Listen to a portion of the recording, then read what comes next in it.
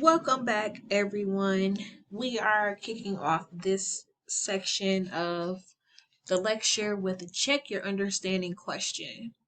So let's get started. When Mark's grandmother calls on the phone to wish him a happy birthday, she asks him, "How old are you?" Instead of saying anything, Mark holds up four fingers. His behavior is best explained as A, intuitive, B, egocentric, C, excessive conservation, or D, a lack of object permanence. I'll give you all a minute to think about it, and then I'll ask you all what is the correct answer.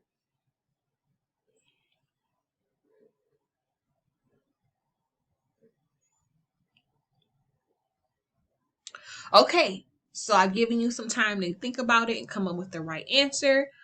If you chose B, egocentric, then that is the correct answer.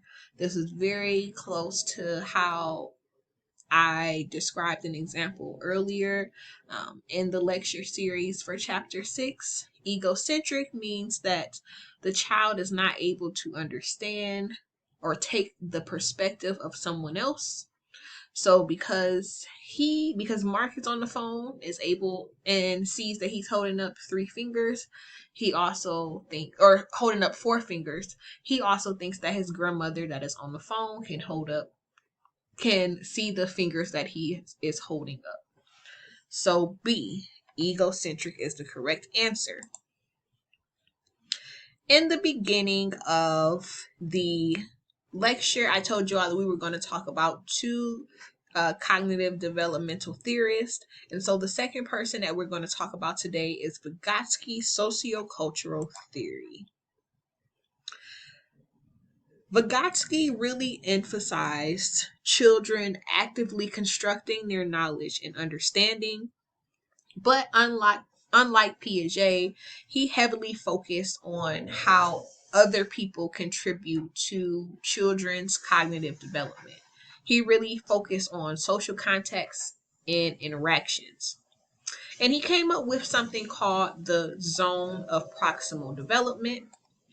In the zone of proximal development, there are two limits. So you have the lower limit, which are tasks that children are able to do while working alone. You have the upper limit, which is where children can accept assistance with the help of an instructor.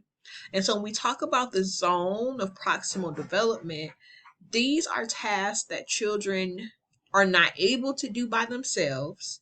However, if they have an adult, they may have an older sibling, they may have someone else in the classroom that is a bit more advanced than them. If they have the help of their where they are, if they have the help of parents, older siblings, that have the help of others, then they will be able to do it. So this is very important that you understand the zone of proximal development. It's very influential in education today, and we'll talk a little bit more about that in the next slide. Or I'm sorry, in the slides that are to come. Vygotsky focused on scaffolding. And so scaffolding means changing the level of support. As I talked about for the zone of proximal development, children need help, and there are some things that they are able to do with help. However, as a child begins to learn how to do these tasks on their own, whoever is helping them may begin to decrease their level of support because the child is now able to have a better grasp on completing the task. So when we are talking about, for example, scaffolding, and you have a child who is learning how to write letters. So at first, you may physically place your hand over the child's hand and write the letters with the child. Eventually, though, the child is going to be able to learn how to write the letter A. So you may only put your hand on the top of the child's hand to begin for them to start writing the letter A, but you may take your hand off and they can finish writing the letter A by themselves, decreasing the level of support. Eventually, you won't even need to put your hand over the child's hand. They'll eventually learn how to write the letter A. So scaffolding, it means that you have to change your level of support based on what the child is able to do, and as they learn, your level of support should decrease because they should be able to do it on their own. Social encouragement is also something that can be used to promote children's learning. At the beginning, while children are learning, you may have to give them a lot of social encouragement. But as they begin to complete the task and be able to understand how to complete the task, your social encouragement may decrease, but it will still be there and the child will be able to understand what that means. So, scaffolding is, like I said, there's a level of support, and dialogue is an important tool of scaffolding. But something that, again, Piaget did not talk about because he didn't really talk about the cultural influence of cognitive development. But Vygotsky, he really states that there are cultural variations based on, there are cultural variations in scaffolding, and there are cultural variations in guided participation. Cultural variations can include cultural traditions, cultural practices, and routines. All of these types of cultural variations are going to impact scaffolding and the dialogue, which is very important for scaffolding. Vygotsky really paid attention to language and thought.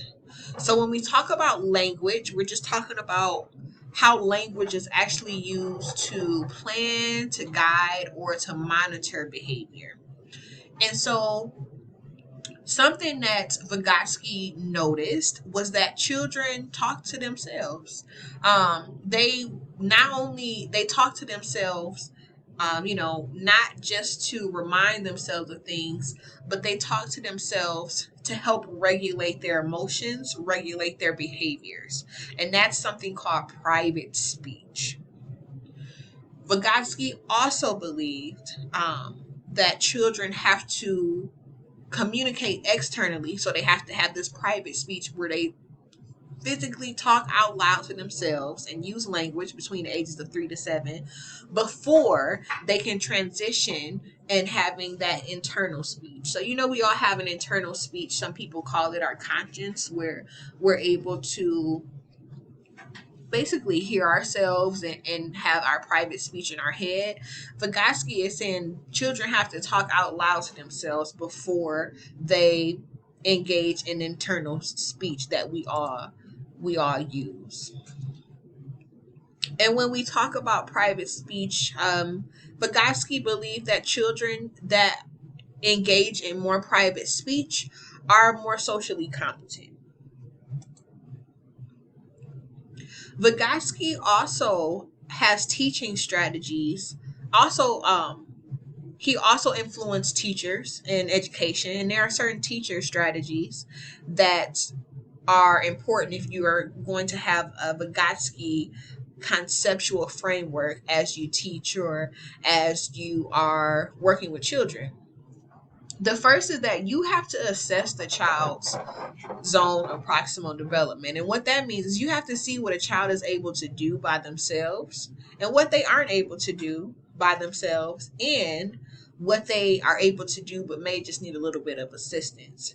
Once you understand what children are able to do by themselves and what they may be able to do with help, then you go from there. You start with their upper limit, what they need help with. And that's how children, best learn, through this zone of proximal development.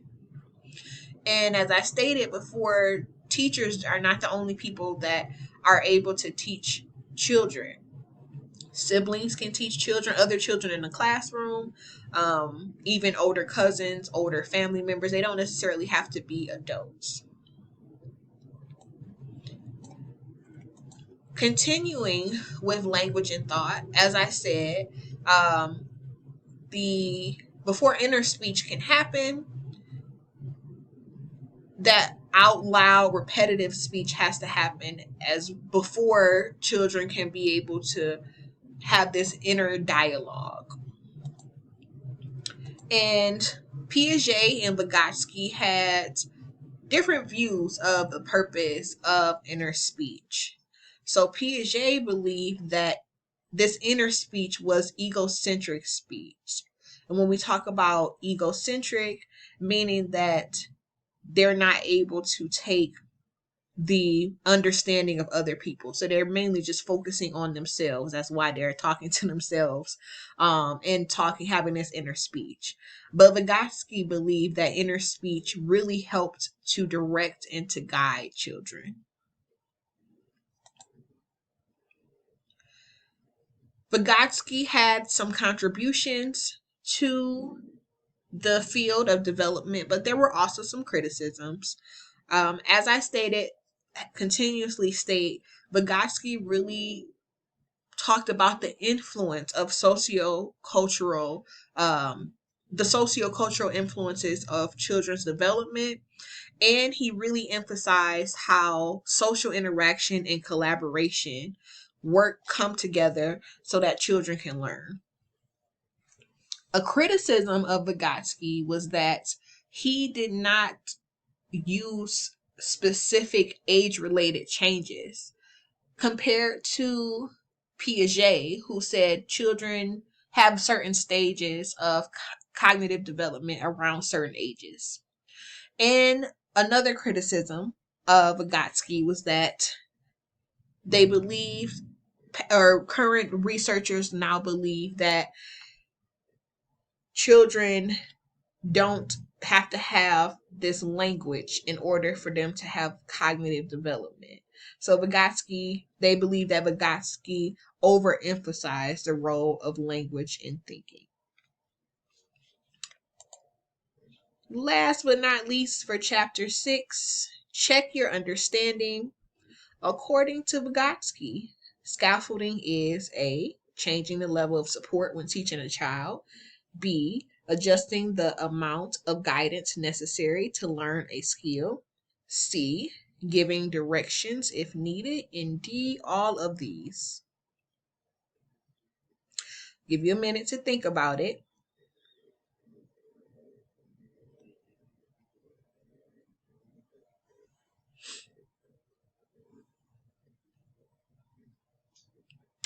The answer is D, all of these. All of these are examples of scaffolding because you're trying to see what the child is able to do by themselves, and you're changing that support, you're adjusting the guidance, and if needed, you're giving direction.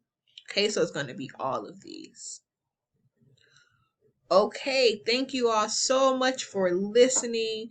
I really enjoy putting on these lectures for you all. If you have any questions, please feel free to email me. Have a good week, and I will see you all in chapter 8. Bye.